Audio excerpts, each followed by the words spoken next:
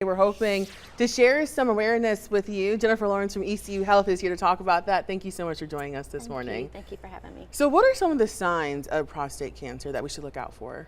Well, Lauren, unfortunately, there aren't many early signs of prostate cancer.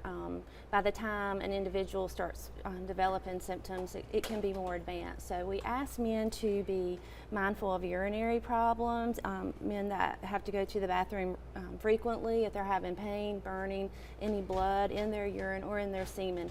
Those sorts of things need to be reported to their doctor. So especially men of high risk, which would be 45 and up, that have a family history of prostate cancer, like a close family history, such as a father or a brother that's been diagnosed with prostate cancer. And you were talking about that high risk. How can someone lower their risk?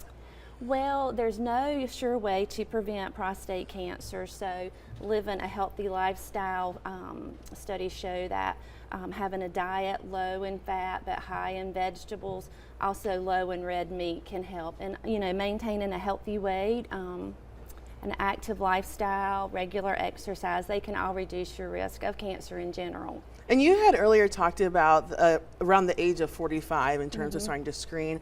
Is that when people should start? Should they start sooner, later?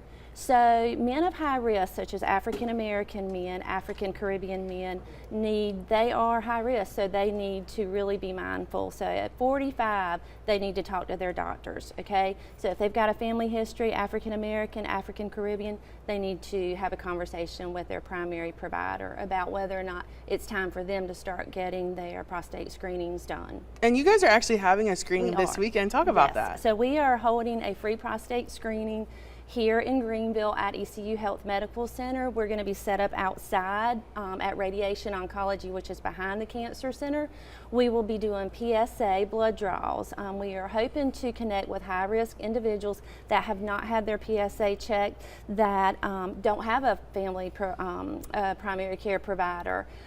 So we're hoping to get with those folks that really need to know what their prostate PSA level is. So yes, and they can register by calling me, and you probably have the number. Yes. And then I will give them a time slot to show up. It is a drive-up event, so urologists will be on hand to talk to patients about any health risks, signs and symptoms that they may be having. And again, one more time, when is that happening and what time? It is happening Saturday morning from 9 to 11 a.m. Awesome. Well, thank you so much for coming on the show. We really appreciate it. Thank you so much, Lauren.